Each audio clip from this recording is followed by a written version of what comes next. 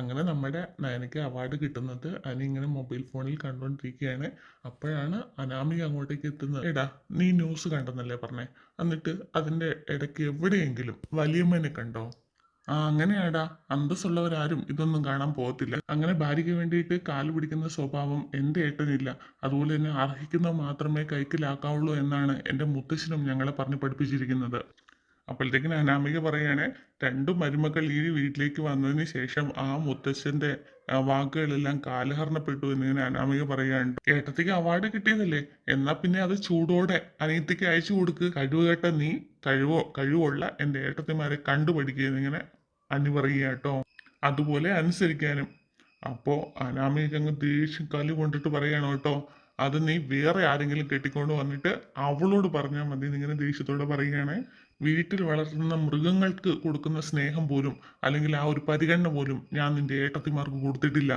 അപ്പൊ എടുത്ത വായി തന്നെ അനി പറയാണ്, ഞാൻ എൻ്റെ ഭാര്യയ്ക്കും എന്ന് പറഞ്ഞിട്ട് അനി അവിടുന്ന് പോവുക കേട്ടോ. അല്ല, എൻ്റെ ജീവിതത്തിൽ ഏറ്റവും വിലപ്പെട്ട ഒരു ദിവസം കൂടിയാണ് ഇന്ന്.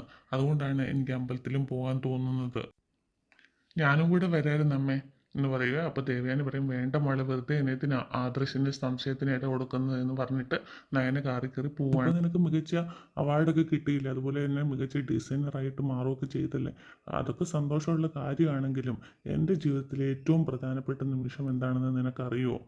നീയും അമ്മയും തമ്മിൽ ഒന്നിക്കുന്ന ദിവസമാണ് എന്നിങ്ങനെ ആദർശ് മനസ്സുകൊണ്ട് പറയുകയാണ്. അപ്പോഴേ അവിടെ എല്ലാവരും കാത്തിരിക്കുക, മികച്ച ഡിസൈനർക്കുള്ള അവാർഡ് മേടിച്ച് നീ വരുന്നതും കാത്ത്. ഇതാ നമ്മുടെ ബെസ്റ്റ് ഡിസൈനർ എത്തി എന്നിങ്ങനെ ആദർശ് പറയുക കേട്ടോ.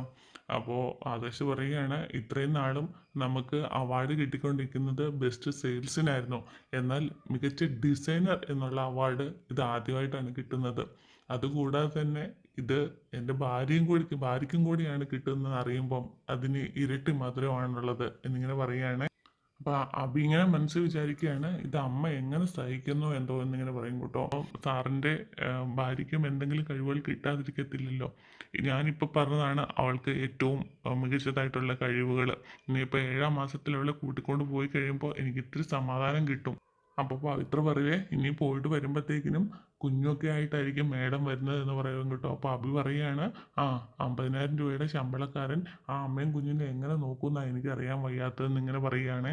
അടുത്തായിട്ട് നമ്മുടെ ജാനകിയും ജലജേനൊക്കെ കാണിക്കുക കേട്ടോ. അവിടേക്ക് നമ്മുടെ ദേവയാനി കടന്നു വരിക കേട്ടോ. ആ, അപ്പോൾ കണ്ടു അവാർഡ് കണ്ടു. പ്രോഗ്രാം തുടങ്ങുന്നിടം വരെയും ഞാൻ ഉണ്ടായിരുന്നുള്ളൂ, അത് കഴിഞ്ഞപ്പോൾ ഞാൻ ഇറങ്ങിപ്പോയി എന്ന് പറയുകയാണേ. അപ്പോഴത്തേക്കിനും മുത്തശ്ശി അങ്ങോട്ട് വന്നു കേട്ടോ.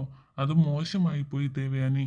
സ്വന്തം മരുമകൾ അവാർഡ് മേടിക്കുന്നത് ഏതൊരു അമ്മായിമ്മയ്ക്കും വളരെ സന്തോഷം നൽകുന്ന കാര്യം.